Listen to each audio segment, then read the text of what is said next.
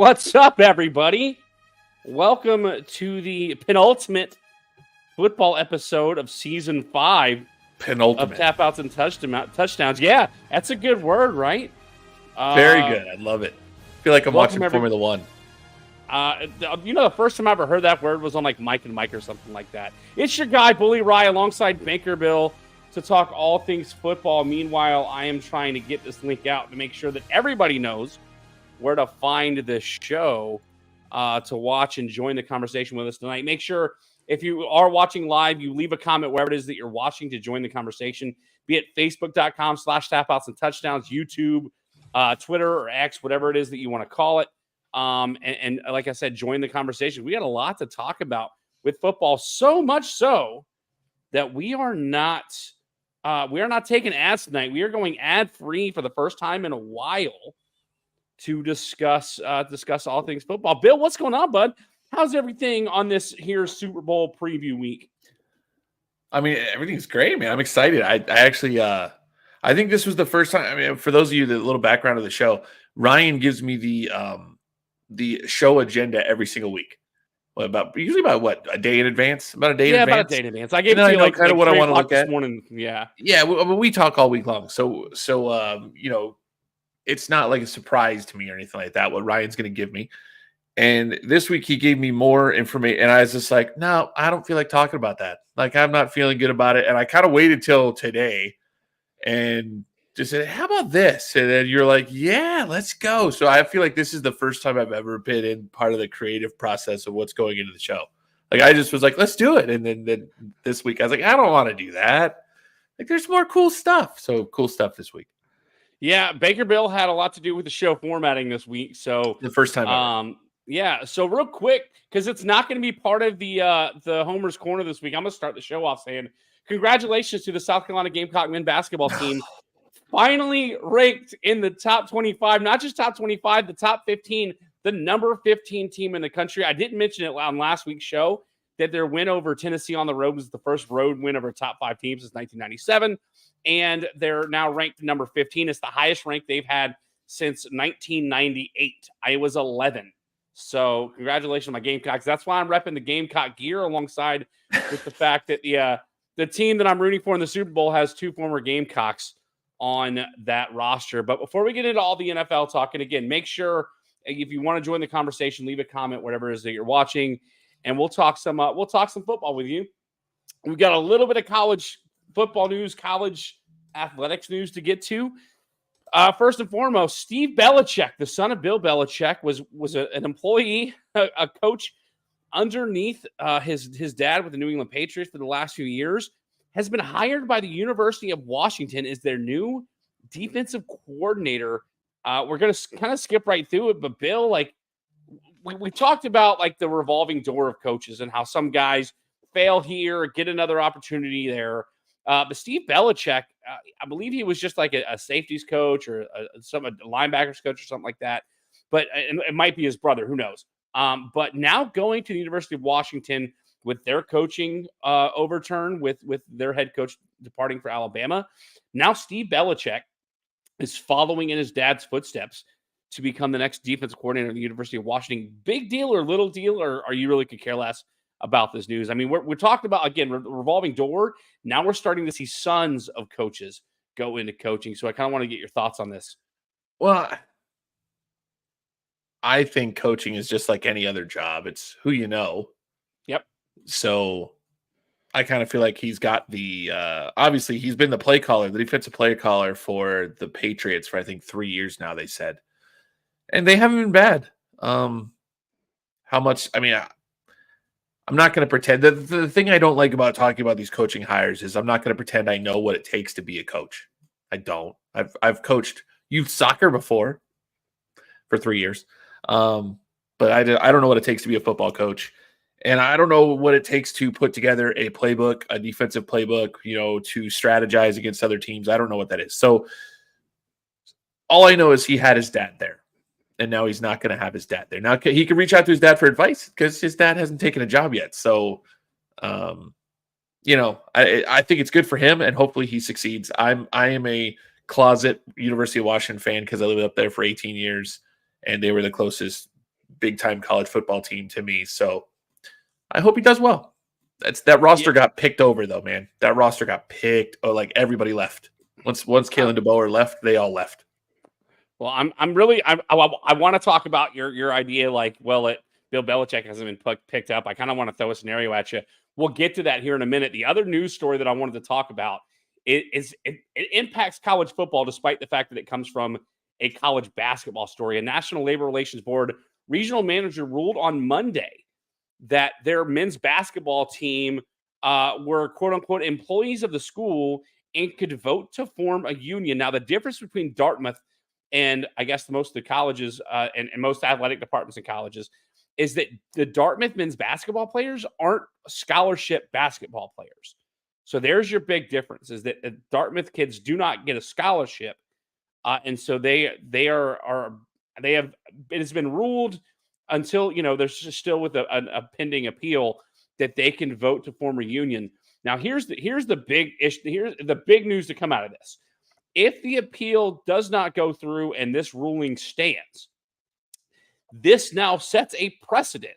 Despite the fact that they're not scholarship athletes, this sets a precedent for college athletes to vote to set their own union. The Big Ten and the SEC has recently come out and basically told the NCAA, and I think you mentioned it on last week's show, that if the NCAA isn't going to come together and make things work when it comes to NIL and transfer portal, all that stuff, then the Big Ten and the SEC the Big Ten and the SEC have both basically said, if you're not going to get it done, we're going to go do it. Yeah. So what are your thoughts on this news story and the implications that it has on college athletes going forward? I'm going to say the same thing I say every week about the NIL and everything else about college sports at this point. It's all a mess. It's all a mess. The Virginia and Tennessee attorney generals litigated against the NCAA this week, and a judge turned those folks down, saying that the NCAA does have the right to do certain things against NIL. So it's a mess. It's going to have to go through the court system. I have no idea how they're going to sort this out. It seems like one judge says this, another judge says this, and it doesn't all seem to make sense. I have no idea where they're going with this thing. But I do, like you said, the Big Ten and SEC have come together and sort of had to form a group to say that this is a mess. We need to figure something out here. And I'm glad that that's happening, that there are cooler heads that are prevailing, something where people are actually making a little bit of sense here. But I have no idea where it's going. It's hard to even make a judgment on what's happening because it's just it changes daily. Like somebody comes, what's FSU going to say next week? I have no idea because they've been quiet this week. They haven't embarrassed themselves. However, FSU did really good in recruiting. So there's apparently a lot of people that like baby wimpy. I have no idea what FSU was pulling, but they did have a pretty good recruiting class with National Signing Day. Anyway, I have no idea, man. I don't know what to say about NIL except for holy cow, I can't believe we are where we are. Yeah, I don't want to say you jumped the gun. National Signing Day is the next topic we're going to talk about. Yeah. I will say this. NIL, I've always agreed with NIL as far as players being able to make money. But I don't think we thought it would look the way it does. No, of course. So right. So let's be clear. You and I have talked about the fact, and we keep reutilizing this phrase, NIL and the transfer portal without regulation is ruining college athletics. And I think we can still agree on that. However, if you make these athletes now paid employees of the university, now are you still going to be able to let these kids go out and get NIL deals? And then also now schools are going to have to budget within their athletic department in order to create, and you're going to have to regulate it. You're going to have salary caps like we do in all professional sports, because once they get paid to be employees, they are now professional athletes. They are no longer college athletes. They are professional athletes representing a collegiate organization. Mm-hmm. You're going to have to regulate it. There's going to have to be salary caps so that you can create some sort of parity in it. Because otherwise, a school that's going to have boosters like Alabama, like Texas, the same schools that are always like ruling the world of college football are going to be able to say, okay, well, South Carolina's budget is, let's call it $4.5 million to pay their players. Ours is 10. We can pay you twice what you're going to get paid at South Carolina or wherever the case is. That's already happening, I think. I think that's happening across. Kind of, yeah. Yeah. So, nevertheless. It's a big deal. If this goes through and this stands, then the precedent that Dartmouth has set by signifying and solidifying these athletes as employees could have huge ramifications for college athletics as a whole. It's probably going to take a while for any of it to happen, but it'll still be an interesting development. Next in the world of college football, if you've been living under a rock or did not recognize what today was officially National Signing Day in the world of college football, where kids have committed to a university. The kids that didn't sign an early signing day back in December, well, now these kids have signed with schools and they can report to their respective colleges in the summertime to play in the 2024-2025 football season. And coming out of that, 24/7 sports recruiting classes gives your top 5 classes as the typical top 5 that you normally used to see. Georgia, Alabama, Oregon, a little surprising to me, Miami, and Ohio State. Bill, National Signing Day, especially when I was in college, was something that I looked forward to because I wanted to see where South Carolina would land. Unfortunately, now again, we had a lot of really good guys come in through the portal, but South Carolina finished out, at least according to 24/7 Sports, as the 22nd best class in the country. What are your thoughts? I mean, did you ever get excited for National Signing Day as a Florida fan? Yeah, I think so. Florida traditionally had been a really highly, esteemed team, and a lot of prestige there. And so I think National Signing Day was really fun for me because you got to see really who we pulled. I mean, Georgia has kind of taken our spot, I feel like, over the last 5 years, 8 years, whatever it's been. That's where Florida used to be. And it was fun to see what kind of players we got. Now, granted, I like that they do the rankings. I like that they do the stars. That's fun. It doesn't, I mean, come on. Florida was up there in the top 3 for so many years with Ron Zook. I don't know if you remember Ron Zook. And I think his best record was 7-5. So it's all about, it's all about really coaching these kids and actually putting a school together, a plan together when they're on the field. Georgia obviously has the ability to do that. So does Alabama. Actually, do we know if Alabama does? Because they're, new coaching. But we'll see. I think it's fun. I mean, the rest of the top 10, it's kind of the who's who of college football, right? I mean, you're looking at Texas, obviously now in the SEC, LSU, Oklahoma, also in the SEC, Notre Dame, and Auburn. That one surprises me a little bit, right? And then you've got Clemson, Florida State, Tennessee, Florida, and Penn State. I will say this, Ryan. Did you notice what school was the highest? Let's call it the lowest overall ranking of their class that had multiple 5 stars?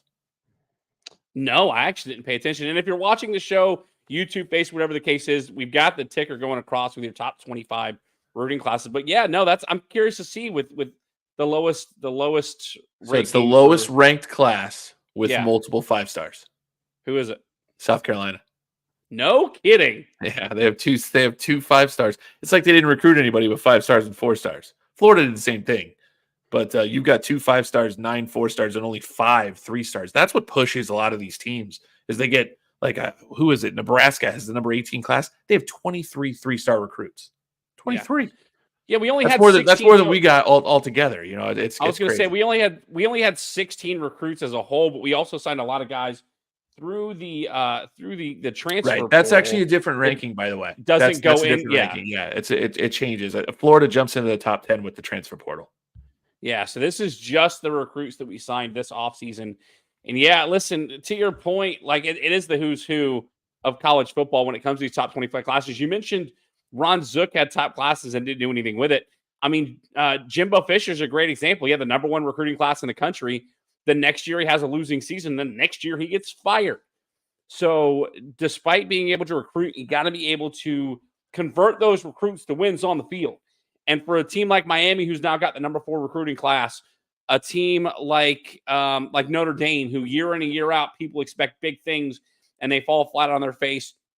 And now a team like Auburn, who's got a top 10 recruiting class, what are they going to be able to build off of this recruiting class? And so it'll be interesting to see. We've got, believe it or not, it is February. We've got spring practices coming around and spring games coming in college football. So exciting stuff coming out of the world of college football. This is normally where we take a break, but we are going to push right through it. Again, if you're watching the show live with us, make sure you join the conversation Eric Myers in the chat. He's watching from his rock. I'm not sure what his rock means. If he actually My rock has a physical rock in his house, or he calls his chair or his couch rock. his rock. I know he's not a Clemson fan, so it's not like he's got a replica of the rock in his house. But again, if you've got any opinions on anything that we're talking about on the show, join the conversation, and we'll read them. Excuse me, we'll read your comments live on the air. Over the rock. Yeah, choked up over the rock. Let's move on.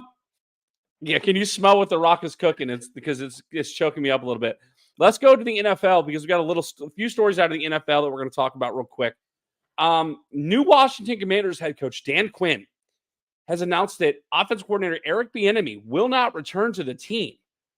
Bill, I'm going to mute and cough this choke that I've got in my throat out real quick. What are your thoughts on the fact that Eric Bieniemy is not going to be retained here in Washington? I find it odd, to be honest. I mean, we've heard for years that Eric Bieniemy should be a head coach in this league, and Andy Reid, obviously one of the best coaches of all time, I would say, and obviously very well respected in modern day NFL, has said that Eric Bieniemy is an outstanding coach, but there's got to be something wrong. There just has to be something wrong. Either he is terrible in interviews, or people just don't. When you break down the numbers, they don't look as good as maybe we thought they did. I have no idea. I really don't know. I mean, he's won Super Bowls as an offensive coordinator with the Chiefs.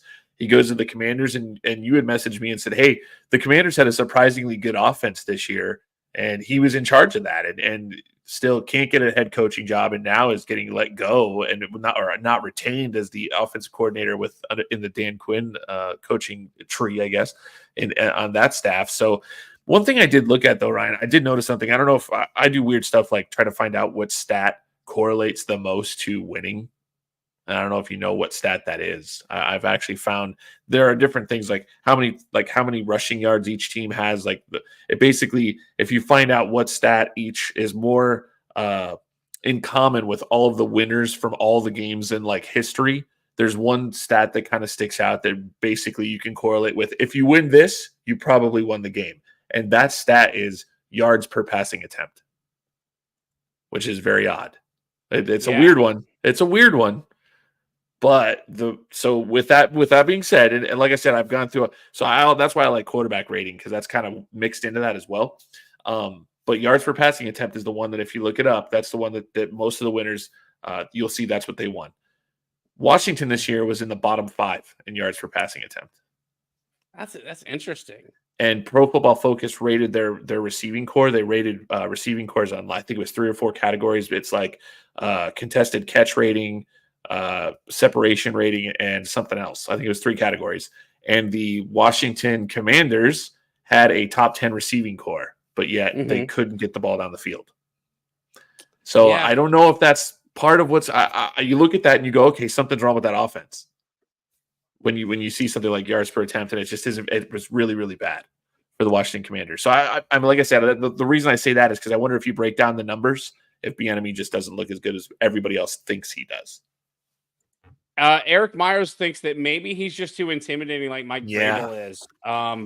Listen, Bieniemy for a while was thought to be the architect of the offense led by Patrick Mahomes. I mean, this offense was a year in and year out. Do you really believe dominating force? I mean, with Andy Reid there, do you really believe that Eric Bieniemy, like Andy Reid said, hey, listen, I know I'm an offensive guru, but you have eaten at least 47 Twinkies before you walked in this room. I mean, you saw that he looked like Jabba the Hutt by the time he left Kansas City. He's actually slimmed down a little bit in Washington. Apparently, there's a Twinkie factory in Washington. But do you really think that Andy Reid just stepped aside and said, here, Eric, take it over? I don't necessarily think that, but you have to admit that between Tyreek Hill and his departure from Kansas City, and then this year, when the offense didn't really pick up until towards the end of the season, right, that Bieniemy had something to do with the offensive production for the Kansas City Chiefs. And like you said, I don't know if Bieniemy doesn't interview well, if he's just not a likable guy. But considering, I know the stat that you threw out there about passes, yards per attempt from a passing standpoint, but people very, very quietly fell in love with the offense behind and why can't Sam Howell in Washington. And the crazy thing to think about it is that Sam Howell may not be the quarterback in Washington next year. We'll get to that in a second too. But yeah, I don't know what the deal is with Eric Bieniemy. He's currently unemployed. Most of the coaching vacancies have been filled. Mama Frick wants to know if you have a cap collection because you're with a New York Rangers hat tonight instead of your Rutgers or Miami or I actually Seattle, whatever the case is. I So probably have about 60 or 70 of them. I'm curious to know where Eric Bieniemy ends after the season's over. If he winds up as an offensive analyst, maybe he goes to college, maybe he winds back up in Kansas City. I don't know, but it's interesting to note that the new coach Dan Quinn decided like it was his first order of business that Eric Bieniemy's out of here. We talked about coaches and where they're going to wind up next year. Well, we know one thing as of right now, the quote unquote greatest coach of all time, Bill Belichick, and Mike Vrabel, neither got hired for a job in this coaching cycle. I don't know if they applied for coordinator jobs. I don't know if they were just going for head coaching jobs, but all the head coaching vacancies in the NFL have been filled. And these two guys don't have a coach. If you're Bill Belichick, do you apply? Do you have to sit down like in the GM's office and they ask you like if you have ever been arrested or convicted of a felony or anything? I mean, you said that they applied for coordinator. I'm like, do they? No, I don't know. If what's your middle initial? Jobs. What's your social security number? Like, do you think that actually happens, or they just call him up? I mean, I would imagine somebody called them, but like, so my point is, like, did people say, "Hey, we want you to come be our defensive coordinator," and they were both like, "Pass," because I'm going to get a head coaching job. Now they don't have now there's no head coaching jobs available. Well, I read an article that Belichick was offered the head coaching job for the Falcons and turned it down. I mean, that it might be because there was way too much of a rebuild that needed to be done, and he doesn't plan on coaching for a long time. Right. Yeah. I wonder what those conversations. It's always nice to be a fly on the wall, right? Or want to be a fly on the wall. Those conversations have been, especially since there were 2 interviews between those teams. And if the truth is that he turned it down, I would love to have heard what those conversations were like. Like, you have Desmond Ridder. I can't work with that, but we'll give all the money to you in my bank account. But you have Desmond Ridder. I can't work with that. You have Kyle Pitts. He's not as good as we thought he was going to be. Well, you do have Bijan Robinson. You're like, I mean, I wonder how that went down. Like, how do we get a quarterback? How can we convince Tom Brady to come out of retirement? Like, that's what they were trying to do. Probably something like that. But imagine the Bill Belichick actually turned it down after 2 interviews. That's pretty crazy. Do you think we talked about his son going to Washington? Do you think maybe he joins Washington as like a defensive analyst? Like Will Muschamp did at the University of Georgia when he got blank canned from South Carolina? I don't know. How close? I mean, I don't know. That's interesting. That's interesting. Or maybe he just wants, he's 71 years old. Maybe he just wants to not do football. I don't know. Well, how about Mike Vrabel real quick? Our friend Eric actually mentioned privately that there were rumors that people weren't fans of Mike Vrabel because he's too big, like physically too big to be a head coach, too imposing. Maybe people are scared of Mike Vrabel. I mean, that's ridiculous. Mike, with all the ex-linebackers that are coaches right now. No, come on. I agree. Mike Vrabel had success in Tennessee until the last 2 years. Where in 2 years ago season they were in the lead and lost their division at the end of the season to the Jags, and this year the Titans just weren't good. Do you think Mike Vrabel finds himself as a head coach in the NFL again ever? I think he wasn't a bad head coach. I think the first couple seasons that he brought Tannehill in, which was, I mean, I think they traded a 4th-round draft pick to the Dolphins for Tannehill, which was kind of surprising. But Tannehill had 2 amazing years in his first 2 years at Tennessee. What happened at Tennessee was they lost quarterback play. Tannehill started to play like Tannehill used to play, and they drafted like 42 quarterbacks, and none of them worked out. So, I mean, Malik Willis didn't work out. Obviously, Will Levis was pretty average this year. I mean, he did some nice things, but it was just a rookie. So they lost quarterback play and lost games. I think, he could end up as a coach somewhere else. If your quarterbacks don't play worth a darn, you're not going to win games. That's the reality. So he just couldn't find somebody to play under center. Well, it's funny you mentioned Ryan Tannehill because he is an upcoming pending free agent in this offseason. And that's what we're going to talk about next when it comes to NFL.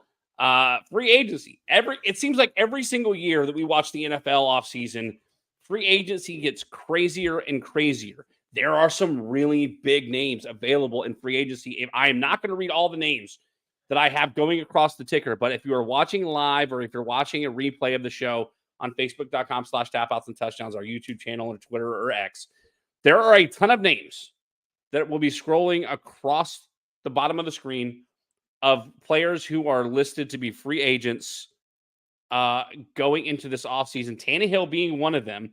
And your daughter is saying that I said Ryan Tannehill. Listen, he says I will Tannehill. always. He can't say Tannehill correctly. It's. Listen, there was a Steve Tannehill that played for South Carolina, so that's where I get it from. Steve Tannehill was the first quarterback to win a bowl game at South Carolina. All right, Ryan Frike. Yeah, don't you do that to me, Bill.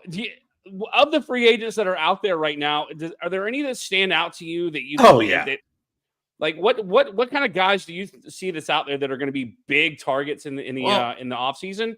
And where do you see some of these guys winding up? First of all, let's just analyze free agency very quickly.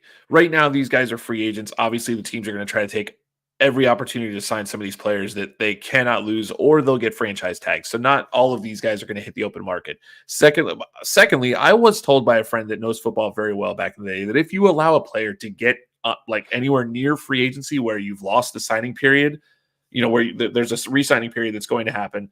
If you don't get a guy signed by then, they are gone. Like, don't expect them to sign back with your team once they hit the open market because somebody's going to throw the bag at them. Okay, so those are the two things about free agency. With that being said, man, there are some seriously high-level dudes out there right now. Kirk Cousins, get out of here. That guy wins a Super Bowl on the right team. I'm saying that right now. So do you think you don't think he finds his way back to Minnesota next year? I mean, they need to tag him again. They've run him through the ringer when it comes to contracts and whatnot, and all he does is perform. I mean, the guy has like a career 100 and some passer rating. Is Kirk Cousins the most franchise tag quarterback in NFL history? Has to be. I mean, how many years did he play on the franchise tag? Like, they hit the limit. You can only franchise tag a guy so many years in a row. I think it's 3. And they did that. Eric thinks that that's fake news that Cousins could win a Super Bowl on the right team. I disagree. Let's see. You talked about Tannehill. Baker Mayfield's a free agent. Gardner Minshew's. You mentioned Baker Mayfield. Sorry, calm down. I say no. It's funny that the coaches that are now in Carolina were the ones that made Baker Mayfield look like a Pro Bowler in Tampa. Right. And Baker Mayfield was already in Carolina at one point. Do you think there's a possibility that the Panthers they were hired to play? They were hired with a specific intent to develop Bryce Young. That no way. I don't think he goes back to Carolina. But let's keep going. Gardner Minshew's available. Gardner Minshew is in the Pro Bowl. He's available.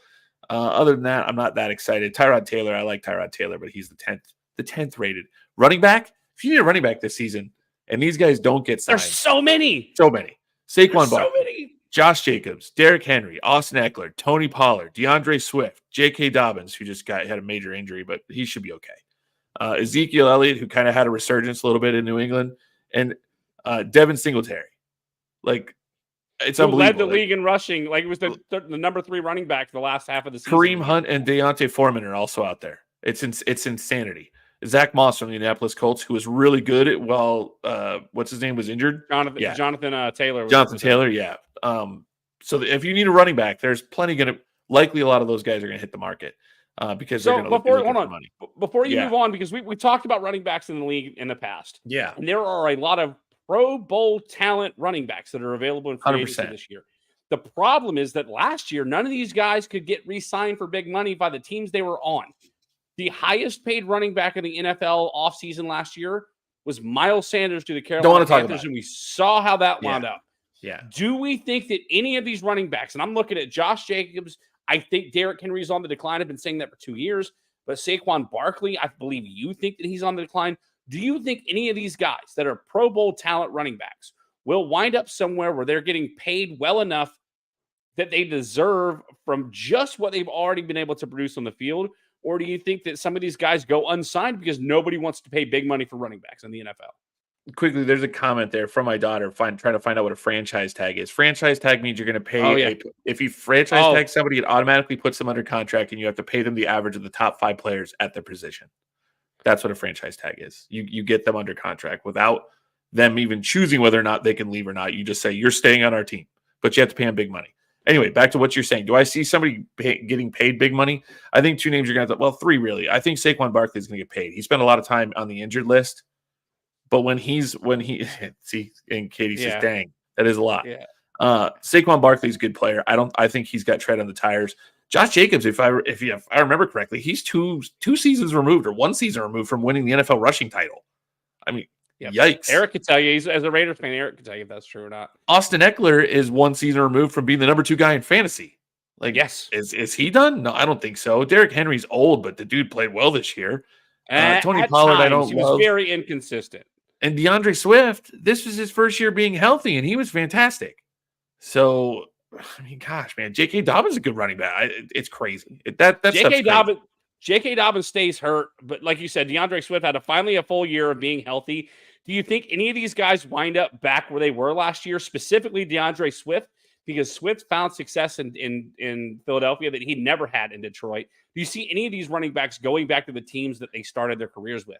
I think three teams have to sign these players. I think Saquon Barkley needs to stay with the New York Giants. I think they'd be nuts to let him walk.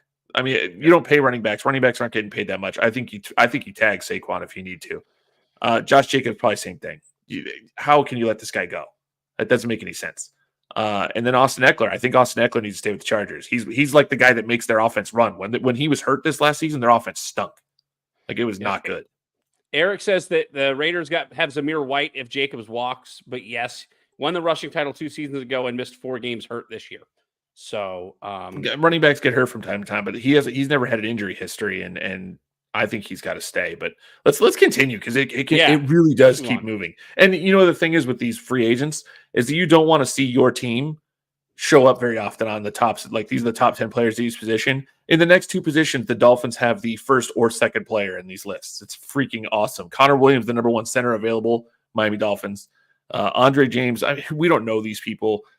Tyler, say that, be that. Well, let's just call him Tyler Badass, because that's pretty awesome. I can't say that name.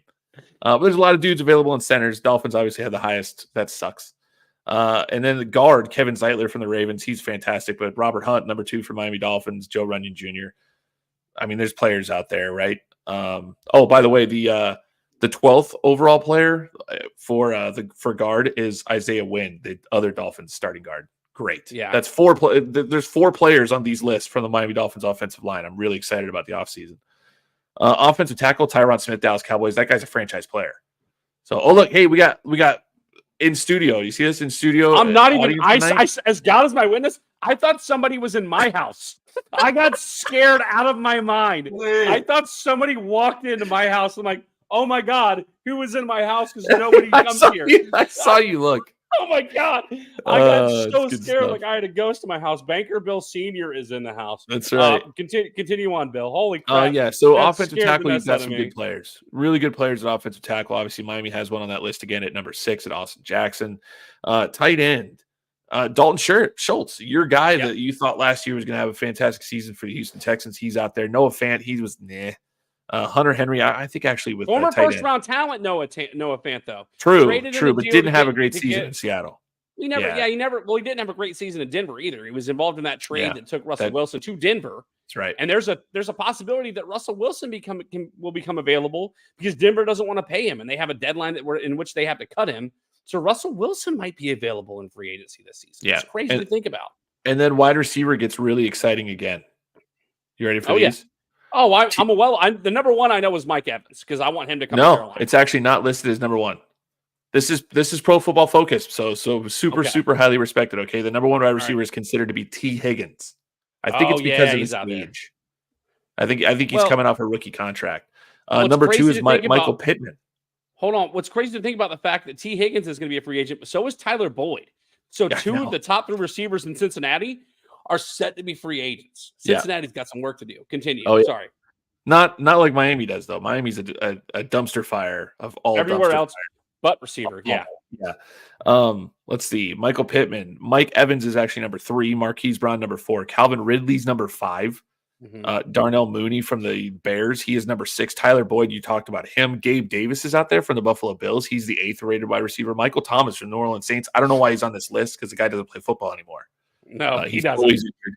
And then DJ Chark from the Carolina Panthers. I don't know if he should be on the list. So I guess it falls off after about 8. But if you need a wide receiver, it falls off after like 5. Gabe Davis is pretty solid. Big play Gabe.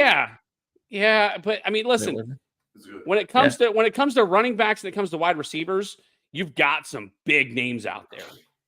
Of these wide receivers, I think you've got to, if you're Cincinnati, you've got to re-sign T. Higgins. You need T. Higgins on the other side of the field from I don't want to say, I keep want to say Chase Young. That's not his name. Jamar Chase. Jamar Chase. You got to have him on the other side of the ball. When it comes to Mike Evans, I don't think he winds up in Tampa Bay. Especially because we already don't know who's going to be quarterback because Baker Mayfield's on the market. Kyle Trask, baby, let's go. It's got to be. Yeah, there's some big name wide receivers that are out there. That's sort of interesting to see where they're going to wind up. I do want to mention it. Yeah, let's keep going. Let's go to defense where Miami lands another top 2 player on one of these lists. I love it. It's a great offseason we're going to have here. Chris Jones, number 1 interior defender. That guy is a game changer. We saw what happened. We saw what happened with the Chiefs when they didn't have Chris Jones in Week 1 against the Lions, when they couldn't get pressure on Jared Goff, and they lost Week 1 to the Detroit Lions. But I know Christian Wilkins, I think, is number 2 on that list. Number 2, Christian Wilkins, former Clemson Tiger, now Miami Dolphin, Mister Oil Check himself, Christian Wilkins. He brings up something odd to me. You know what irritates me, Ryan? When a player is in their contract year and they play way better than they ever had in any season prior to their contract year. And Christian Wilkins is the poster boy for that this season. Christian Wilkins has 20.5 sacks in 4 seasons in football. 9 of them came this season when he's playing for a contract. I wonder what happened to those other 3. Huh? Yeah. It's typical of any player in the NFL. I mean, they're sort of consistent, but when they're ready to go get paid, they're going to show up and show out. And plenty of guys have done it. Joe Flacco is a prime example of that. He has a career playoff run en route to a Super Bowl. 117 passer Ravens. Yeah. And doesn't do anything since because Joe Flacco was garbage. I said that on the absolute premiere episode of this show. I went on a 20-minute rant about how bad Joe Flacco was. And he is the poster child for playing well in a contract year. All right. So more interior defenders. Leonard Williams from the Seattle Seahawks. Justin Madubuike, I think he was a Pro Bowler this year. I think he had over 10 sacks for the Baltimore Ravens. After that, Grover Stewart, DJ Reader, Sheldon Rankins, Fletcher Cox. There's other people out there. Edge defenders, Josh Allen from the Jacksonville, not the Josh Allen that chokes in the playoffs. Josh Allen. Yeah. Josh Allen for the Jacksonville Jaguars is the number 1 edge defender. Brian Burns, Carolina Panthers, is out there, and Daniel Hunter. I think had a really good season for the Minnesota Vikings this year. Chase Young, a guy really that we haven't seen meet his potential coming out of Ohio State. Everybody thought that guy was going to be a world beater, and he really hasn't been that great. I think his best year is 7.5 sacks his rookie season. So now he has been banged up. And that doesn't matter. That means you're not playing. Well, there's rumors that he was taking plays off in San Francisco. So I'll be interested. Listen, I would love to see a guy like Chase Young wind up in Detroit. That'd be awesome for me. Yeah, well, that's terrible. Carolina Panthers land on the top of the next list as well. Frankie Louvu, top linebacker. Levante David's available. Jordan Brooks, Bobby Wagner. Some old guys. Devin White. Frankie Louvu led the number 7. Patrick Queen. That's a young guy. Yeah, he is good. Some of the, even the peanut gallery likes him. So I do want to mention the Carolina Panthers real quick because their best 2 defensive players, in my opinion, are both free agents in Frankie Louvu and Brian Burns. Brian Burns led the Panthers in sacks this year. Despite this, the Panthers were bottom 5 of the league in sacks. They had 27 sacks. It might have been dead last in the league. Brian Burns had 8 of those sacks.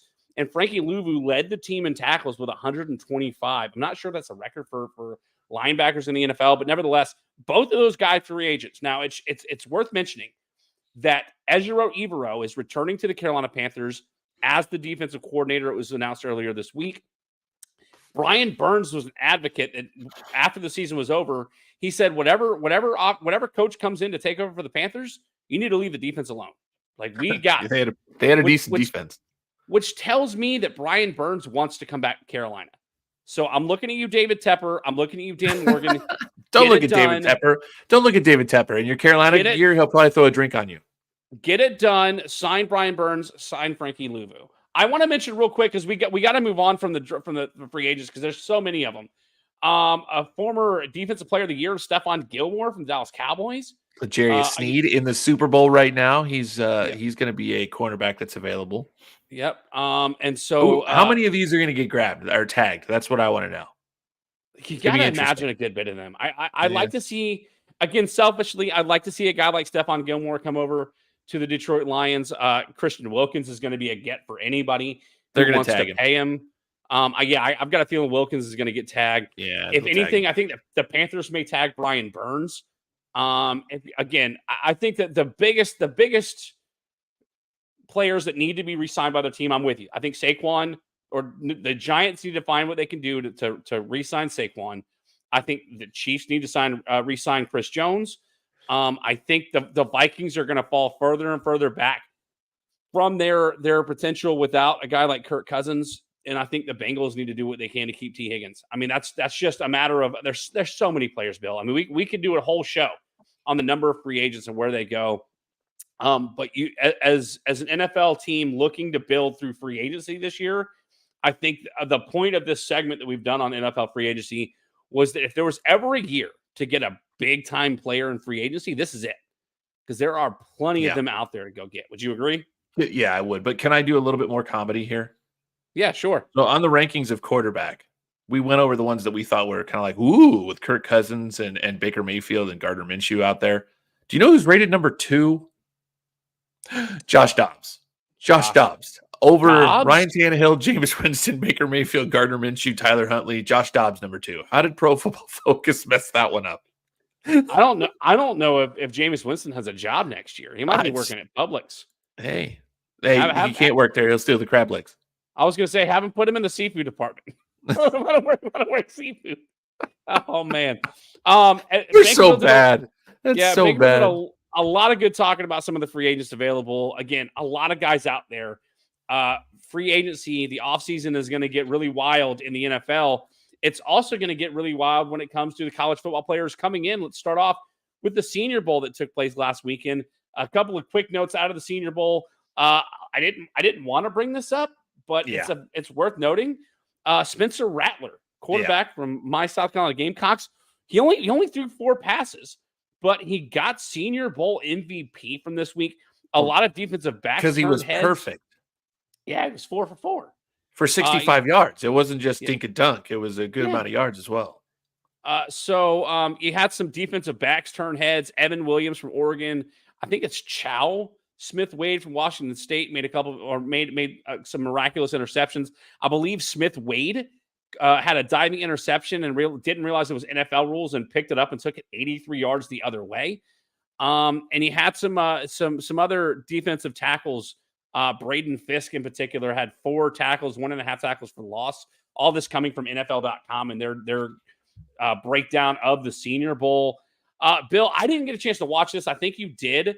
I think the big question we had coming out of this was, does the Senior Bowl help or hurt draft stock for some of these players? I think I've seen in one mock draft, we're going to get to that as well, that Spencer Rattler was going in the 3rd round, believe it or not, to the Seattle Seahawks. They said it had probably helped him about a round because obviously we knew that Spencer Rattler coming out of high school when he was recruited, the expectation was he was going to develop into a first-round draft pick.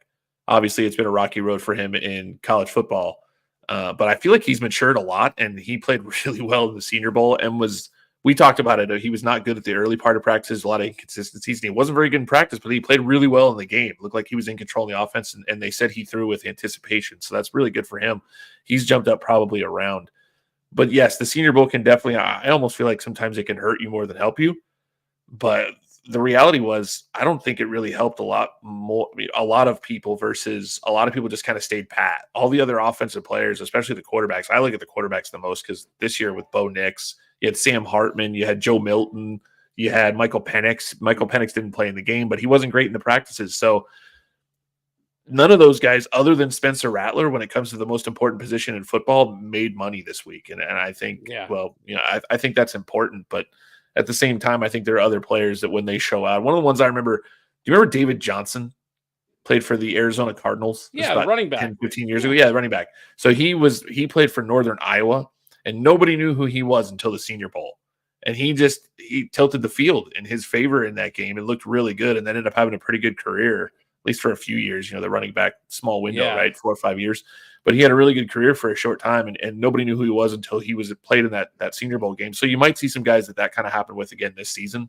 But most importantly, I think the thing that was the best part of the whole week for me was knowing how much better Spencer Rattler played in the game than he was in practice, because we laughed pretty hard last week when I told you how terrible he was in the practice games or the previous practices. If you're watching the peanut gallery's here, yeah. Gotta go, Billy. Bully. If you're watching the show live with us or watching the replay, Banker Bill Sr. in the background coming to join our conversation about all this. I'll say one thing: the Senior Bowl can help or hurt. It hurt a kid from LSU, a defensive lineman, was losing a battle on a pass rush and ripped off an offensive lineman's helmet and almost basically threw it at him. That's not going to look good when it comes to getting scouted for the NFL draft. So the Senior Bowl, like you said, it can introduce yourself to some NFL draft scouts, or it can really turn them away from you. So if you didn't get a chance to watch that game, I'm sure it's available on ESPN somewhere that you can go back and rewatch it. We're going to talk one more thing about the NFL and college football before we get into some Super Bowl talk and Pro Bowl talk, really. And that's the 2024 NFL draft. A lot of big names coming into this draft. There's a lot of rumors and innuendo about where guys are going to wind up. The biggest is coming out of Washington. Cliff Kingsbury, former head coach of the Arizona Cardinals, was originally slated to be the offensive coordinator in Vegas. Turned that job down and is now going to Washington. He coached Caleb Williams in college. And so now the biggest rumor is that the Washington Commanders are going to do whatever it takes to ensure the fact that they get quarterback Caleb Williams from Southern Cal. But there's a lot of other players out there. The Heisman Trophy winner, Jaden Daniels out of LSU. You mentioned Drake May a minute ago, quarterback out of North Carolina. Marvin Harrison Jr. Will be the number one wide receiver off of the board. Brock Bowers, tight end extraordinaire. I believe Brock Bowers will have a better NFL career than your guy that you mentioned earlier, Kyle Pitts, from the tight end position. A lot of big name guys. And again, same thing. If you're watching the show live, we're not going to go through all the names, but a lot of big guys that are expected to go somewhere in the top 3 rounds. There's pundits that are already doing their mock drafts. I saw one earlier today that went through 3 rounds.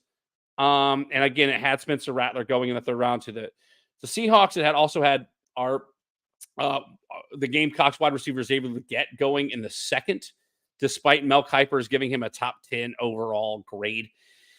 Bill, does the NFL draft get the same love that it got a few years ago? I feel like at one point, like the NFL draft was can't miss. Does it still have that feel for you? Or has it sort of lost its luster over the year, considering that they've now got it on the road? It goes to different cities. How do you feel about the NFL draft and some of the players that are coming out available this year? I think it's my favorite time of year, to be honest. No kidding. I love, at least for the NFL. I mean, now remember, I'm a Dolphins fan, so for the last 20 years, we've been terrible when we actually had to play the game of football. But at least in the draft, we could try to get that right, and you have no idea if you got it right until August, basically. But I love it. I think it's fantastic. I love trying to figure out what people are going to do. I love the speculation of the pundits and the experts of what people are going to do. And you said the biggest news with Caleb Williams being drafted to the Washington Commanders. That's interesting because Washington sitting at number 2 would have to trade up to number 1 to get Caleb Williams. And that all is going to matter what the Chicago Bears is going to make it. What are they doing with Justin Fields? Do they feel like they should keep Justin Fields? I think that's the biggest thing that's going around right now is what's going to happen with Justin Fields, what people are willing to do. Latest news on that is that the Bears are willing to trade him for a 2nd-round draft pick, is what I've been reading. And then they would go out and get Caleb Williams. Who knows? There's also it's also been rumored that Caleb Williams has explicitly said that he does not want to go to Chicago. So, like I said, who knows? Where are you going to go? Where are you going to go? Do you want to go to Chicago? Oh, it sounds so much fun to play in Chicago. Do you want to go to Washington? Like, really? Do you really want to go? They don't even know what their team name is going to be in 3 years. Are you going to you're going to go play for the Patriots because they look fantastic this year. And then you end up with that Tom Brady pressure. That's the third overall pick. What's amazing to me is the draft, the mock draft that I saw, that you had 3 quarterbacks going 1, 2, 3. I'm surprised by that. I'm not surprised that there are quarterbacks going 1, 2, 3. But in this draft, with a player like Marvin Harrison Jr. out there, as much respect that he's been getting for his position, I'm a little bit surprised that, like I said last week, he's going number 1 to the Bears. I really think that's still going. It looks like it's not going to happen. They're probably going to trade that pick, but we'll see. This is more fun for me, Ryan. I love the speculation around the NFL draft. Where do you see a guy if Marvin Harrison doesn't go to Chicago or doesn't go number 1 overall? What team do you think needs to do everything in their power to go get a wide receiver like Marvin Harrison Jr.? Well, there's a lot of teams that need to do everything in their power to go get a player like Marvin Harrison Jr. If you have a quarterback you believe in and you think that he's going to be a good quarterback, but he needs weapons around him, that's where you need to go find Marvin Harrison Jr. Honestly, I haven't really thought about it, but in the draft I'm looking at, they have him going number 4 to Arizona, which would give Kyler Murray a interesting piece. He hasn't really had much. Yeah, you had DeAndre Hopkins for a while that didn't really produce a lot in Arizona. I mean, not as much as he did. He was getting old. Houston. And then obviously Hollywood Brown leaving Arizona this year. I can see that. Listen, in my opinion, I think if you're New England, you go get Marvin Harrison Jr. because they haven't had a solid number 1 wide receiver really since Randy Moss. And even before that, it's been longer than that. Because you can argue any of those receivers, whether it's Julian Edelman, Wes Welker, any of those guys. Deion Branch.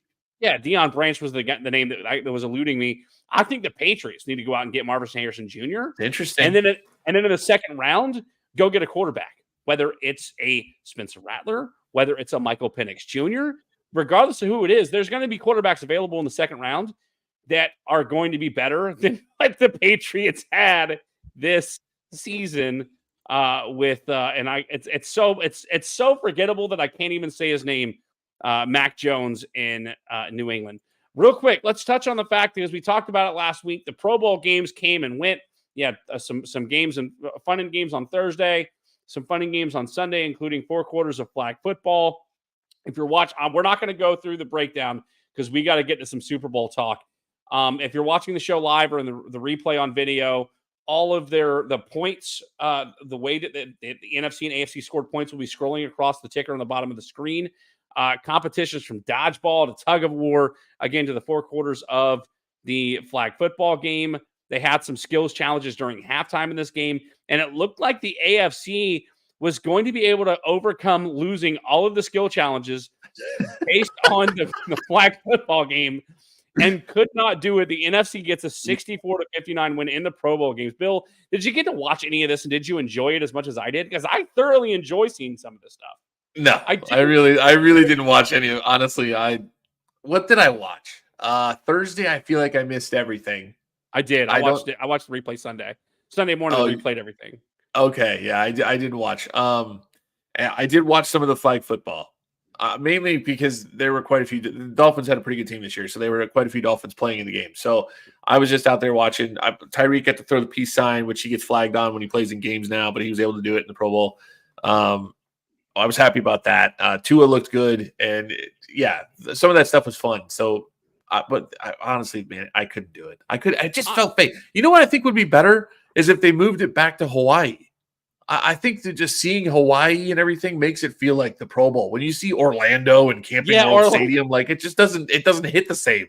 It's like I agree. The Pro Bowl should never be in Orlando, Florida. There are plenty of better places that you can have the Pro Bowl games at.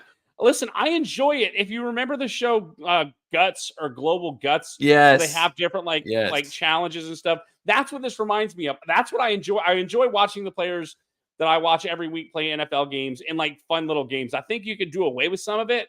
The golf, the closest to the pin, you just need to have like a golf tournament, a one-day golf tournament. You can run it on ESPN2, whatever the case is, and just watch some guys play golf if that's what you want to do. Right. Some of these skill challenges become sort of redundant. And like they had a center, I forgot what it was called, but where the centers were trying to snap into little targets. Yeah. And Jason Kelsey was only going for 5, and he got one of them. but it was the only point he scored. And he gets up, he says, "Damn it!" Everybody on commentary just started cracking up at it. But listen, you can there is room for improvement, but they are on the right track with the Pro Bowl games, in my opinion. There are plenty of people out there, like experts, that think this is the most unwatchable thing in football. And I couldn't disagree harder. There's room for improvement. But if they get it right, it could feel like an NBA All-Star weekend. And I think that's probably the problem, is that they do it at the end of the year instead of the middle of the season. Like every other league does their All-Star stuff in the middle of the season, and the NFL is the only one that does it in between the championship Sunday and the Super Bowl. So maybe that's what they fix. What I did watch a lot of is the Miami Dolphins media team, obviously being a Dolphins fan. The Miami Dolphins media team gave Tyreek Hill the opportunity to go around and interview players. Like Sauce Gardner, he would just walk up to people with a little microphone and just be like, "Hey, what's up?" And they'd start talking to him. Tyreek Hill is nuts. He's nuts. And that was fun for me to see his personality was fun to watch. I think I watched more of that than I did of the Pro Bowl games, was Tyreek Hill being goofy, because he's nuts.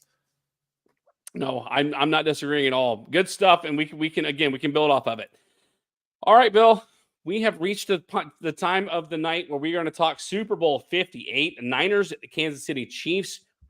We could just sort of talk about the game, but I wanted to invite people onto the show, people on social media, to give us some of their Super Bowl traditions. One stood out to me, Bill, and that's on our Facebook page. Sean McElveen says, "Well, my Super Bowl tradition is to drop at least $20 at Banker Bill's house on the Super Bowl squares." I guess that's why he's called Banker Bill.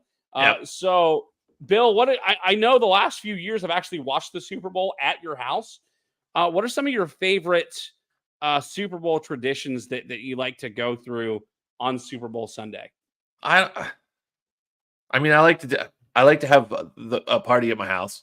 And I like having people over to watch the game and whatnot. I don't really have any traditions. I think that if I cared more about the teams that were in the Super Bowl, maybe I would get excited about certain things, like, sacrificing a goat or something like that in the backyard. I don't know. Maybe like barbecuing a pig. I don't know.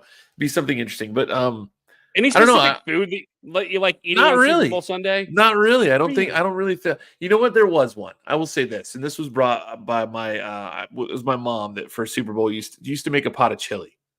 Okay. Every Super Bowl Sunday, and even if I was going somewhere else, like I remember one time I went to my dad's when I was a kid to watch Super Bowl, and she sent me with a pot of chili. Like that was kind of the tradition. I think that was probably the one that stuck. And I think even now my wife knows that and makes a pot of chili on Super Bowl Sunday. So that's kind of a thing. I don't know why. I don't know why that became a thing, but it was. I'll give you mine in a second. We do have some comments to read over here. Eric Myers things that are better than Orlando, the Oakland Coliseum. He also thinks that you couldn't do an all-star midseason with football, too physical of a sport. I'm not disagreeing with you. But it's probably why people are less interested than they are in NBA and MLB All-Star Week, because you get to see some of that stuff midseason. Not to mention, you don't get the stats all the way through if you start midseason, because midseason, some of those guys are nowhere near being the Pro Bowlers that they are. They'll get better later in the year. Listen, Super Bowl, any football game for that matter, give me wings. Wings are my favorite food. I got to watch football. I got to get some chicken wings in there. Give me some hot and spicy, some honey mustard, some sweet barbecue, whatever the case is. I love me some chicken wings.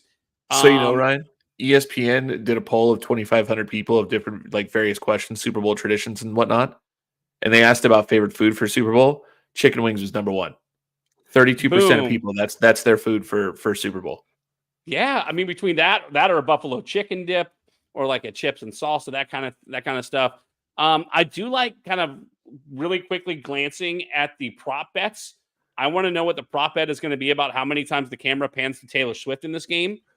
I've already seen some of the Super Bowl commercials that are going out. That was always a really big deal for years, the Super Bowl commercials. But they started releasing them early, and so it sort of lost its luster there. Yeah, true. But for the one day a year, we all look forward to watching commercials on Super Bowl Sunday. So, it's It's here. It's Super Bowl weekend. The Super Bowl is what 5 days away at this point. Yeah, very exciting. The Super Bowl, again, if you're watching the show live or if you've been living under a rock, the San Francisco 49ers taking on the Kansas City Chiefs. Eric Myers does want to make it clear that he hopes that both teams lose. being a Raiders fan, he can't stand That's Kansas like rooting City for injuries. That's awful. Yeah. Like I just want to see everybody get hurt. I hope this game goes into 8 overtimes and it ends in a tie. Mama Frick comes in, always put a big spread of finger foods, dips, wings. Deviled eggs is a big one that a lot of people like. I don't think Bill likes deviled eggs. He doesn't like the smell. No, I do not. And then dressing out. But yeah, so the San Francisco 49ers are a 1.5 point favorite in this year's Super Bowl. It started the week off at 2 and the line is moved. If you're watching the show live on the screen, you can see season stats. Believe it or not, Brock Purdy, the Mr. Irrelevant from the 2022 NFL Draft, had a 113.0 QBR. Meanwhile, Patrick Mahomes for the season, 92.6. Purdy had more touchdowns, fewer interceptions, and just slightly more yards than Patrick Mahomes did on the season. You look at running backs, I think you got to give the edge to the San Francisco 49ers and a guy that can dual credit like Christian McCaffrey, that nobody else can do it like Christian McCaffrey. And despite leading receiver Brandon Ayuk getting 1,300 yards, if you can believe that, this season, they've also got Deebo Samuel on that side of the ball. We've talked about it numerous times that the San Francisco 49ers offense is the most dangerous in the NFL as long as everybody stays healthy. Bill, Niners 1.5 point favorite against the Kansas City Chiefs. I still don't believe that the Miami Dolphins are worse than the Kansas City Chiefs. But the Kansas City Chiefs had to go through. The Chiefs had to go through the Dolphins in order to get to this game. Bill, who wins this game, the Niners or the Chiefs, to win Super Bowl 58?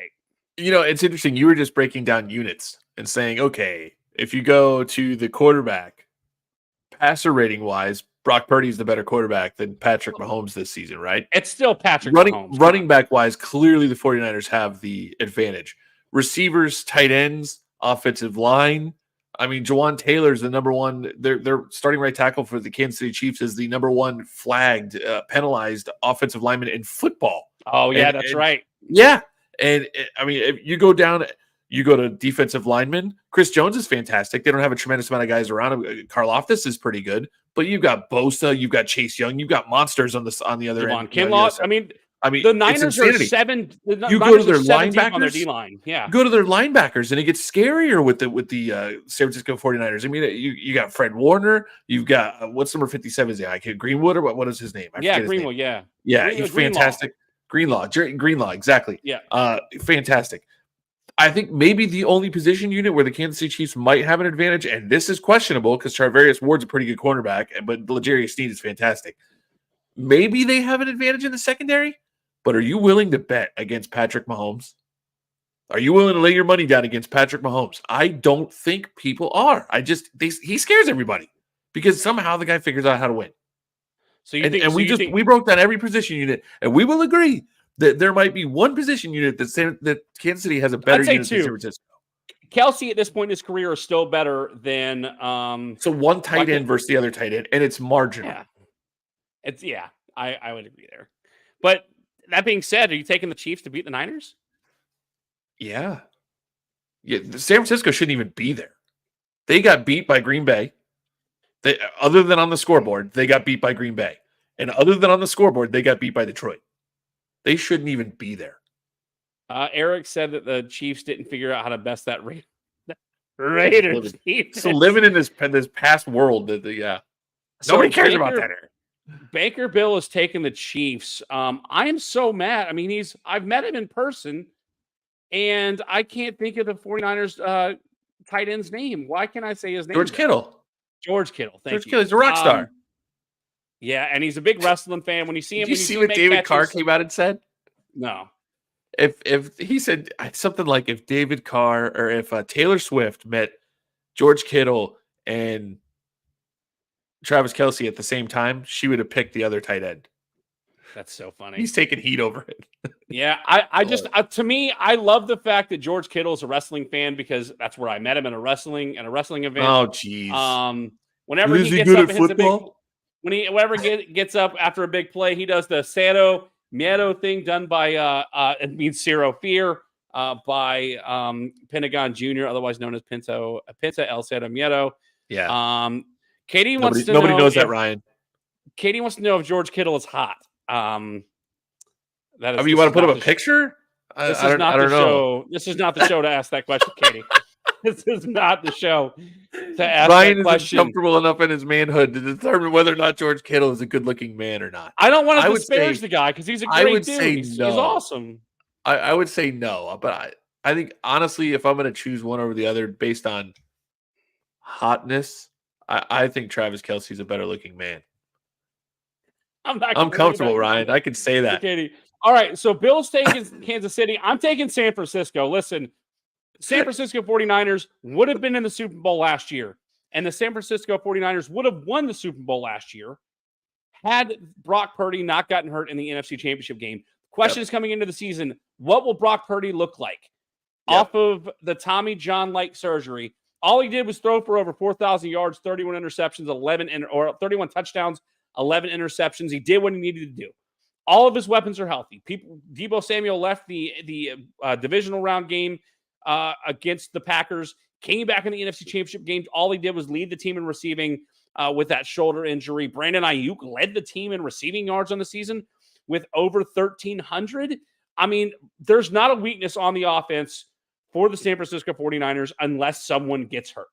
And all with everything else unaffected, if the Niners can stay healthy this entire game, they are going to beat the Kansas City Chiefs, not by 1.5. They will beat the Chiefs by 14 or more in this game. Wow. The San Francisco 49ers, as much as I hate to say it because they beat my Lions to get to this point. Do you not remember what the Baltimore Ravens did to the San Francisco 49ers in Santa Clara? You know, speaking of yes, I remember what happened. However, this game isn't in Santa Clara. It's in Las Vegas. You know those guys from Kansas City are going to be out partying. Andy Reid's going to be out looking for nuggies at midnight. He loves them nuggies to talk nuggies. about, bundling. Tell me about those nuggies. Tell me, but this time use them nuggies. But yeah, I like the Niners, man. Again, rooting for them because they have two former Gamecocks on the roster. There's the real answer. There's the real forget I was football. rooting them last season. Yeah. But they win this game walking away. It's not close. You mentioned the Ravens. I didn't even get to talk about the fact that Jadeveon Clowney had a breakout season, a resurgent season with the Ravens, and he's a free agent. Is that your Homer's Corner, Ryan? Is that your Homer's Corner? No, it's not. It's not. But I'm glad you brought up Homer's Corner because that was a great transition into this week's show. Because Bill loves the fact that all of my Homer's Corner has nothing to do with football, and nothing will be different this week. I'm talking college baseball, ladies and gentlemen. I'm muting myself. Yes, please mute yourself because I get to talk about one of my favorite pastimes in all of sports, and that's college baseball. College baseball tips off, or the first pitch goes out next week. The USA Today college baseball poll for preseason has released. Wake Forest sits at the number 1 spot. Behind them, I believe 4 or 5 SEC teams in the top 10. LSU at 2. Your Florida Gators sit at 3. Other teams to note: the Clemson Tigers sit at number 9. Texas A&M rounds out the top 10. South Carolina sits at 21 on the season, but South Carolina was one of the hottest teams in baseball last year until their weekend rotation got hurt. And then the wheels fell off, and I don't believe they made it out of the regionals. But I made it clear on multiple occasions talking baseball as Bankerville changes his background to be Florida versus South Carolina football. The MLB season is too long. It's hard to pay attention to 182 games in the Major League Baseball. College baseball does it right. You get a weekend series, 3-game weekend. Every now and then you throw a midweek game in, and the college baseball season, it feels like it means more because you got every single series means something in college baseball. So if you've never watched college baseball before and you're listening or watching this show, make sure you pay attention next week because college baseball is some of the most exciting baseball that you will ever watch, especially in the States. College baseball tips off, or I don't want to call it tips off, first pitch is next week. And that being said, Banker Bill, what is your Homer's Corner? Well, I'm going to go back to the sport that we like to do our show about. Yeah. Bill loves dogging me for talking. It's not that I don't watch other sports. Clearly, I mean, I've got New York Rangers. You got a hockey hat on, yeah. That's right. It's hockey season. But man, the UFL announced their schedule this week, and I'm ready to go. What I don't have this season, I'm gonna have to find one, and it might be because we'll eventually do this breakdown, right? I assume you and I are gonna do a primer like we did last year, and we don't have to do 2 leagues this year. We just have to do one, and it's only 8 teams again, and we know a little bit more about the teams. We might even remember some of the players. That'd be pretty fun. But the UFL kicks off its season in March. So Saturday, March 30th. And what I really like about the schedule, Ryan, is that they are going to play at their home team stadiums. We're not playing in pods like the USFL did. And they're playing on Saturdays and Sundays. So we're going to have a whole weekend of football every weekend, 2 games each day. And I mean, I'm excited about it. And you've got the first game of the season. We'll just talk about this one game because I haven't picked my team yet. I'm not sure yet because my team last year was the Orlando Guardians, and they're gone. So I don't have any teams that I really care that much about. But the first game of the season is the USFL champion versus the XFL champion in Arlington. So it's going to be the Birmingham Stallions at the Arlington Renegades Saturday, March 30th. First game of the season. It's going to be the kickoff of this new terribly named football league because there used to be a UFL and now there's another one. Do you remember the Orlando Apollos? They were in the previous UFL version. I wish we could get that one back. I'd have somebody to root for. Steve Spurrier was the coach of that team, by the way. But anyway, you're gonna have to help me since you still have a team. I mean, you still have your Roughnecks are still sticking around. So I need to figure out. I might be a DC Defenders fan. I'm not sure. I think that's the closest one if we wanted to go to a game. I haven't decided yet. First of all, your daughter is super excited about more football come March. Yes. And she very much is. Eric Myers back in the chat, not going to touch those NASCAR TV ratings as, coming from the guy who works for NASCAR. Yeah, no, next week, I'm glad you talked about the UFL schedule because next week in our season 5 football finale, we are going to talk UFL. We are going to preview what we can expect out of the UFL, discuss how the UFL came about with the merger of the XFL and the USFL. And there are going to be some players that we recognize from last season, along with some players that are not returning to the UFL for their own personal reasons. But I'm with you, man. The winner of the USFL and the XFL championships squaring off in week 1 of the UFL season. Very exciting. Is super exciting. Bill, we went long again tonight, but this is the penultimate show for season 5. Penultimate. You sort of gotta understand. Anything you want to shout out before we end tonight's show? No, I mean, my daughter seems to have hung out the entire, or at least most of the show tonight. That's a first for her, so I appreciate her hanging out. Also, Eric just got on the road. She always participates. Really appreciate that. So everybody that hung around tonight, hung out with us. Super Bowl preview show that we really didn't even preview the Super Bowl, although Ryan is going to be wrong. Kansas City's going to win the Super Bowl. Mark my words. Yeah, I'm not going to be wrong on this. The Niners. The Niners are going to win the Super Bowl. Haven't done that in a while. Wrong again, Ryan. Ryan. Listen. No, listen. No, yeah. The music came in a little early. Sorry about that, but way to go, Ryan! You're doing the old Academy Award thing. Get off the stage, Bill. You're done. Yeah. This is the sign off music. Yeah. Shout out to both Katie and Eric who did join the show. Shout out to Baker Bill Sr. for actually coming in and physically being. I actually had a live studio audience tonight. How cool! He actually sat over here on the coffee table. Well, you didn't see him for a while. He was sitting back there and actually chirping at me, telling me what he thought about what I was saying.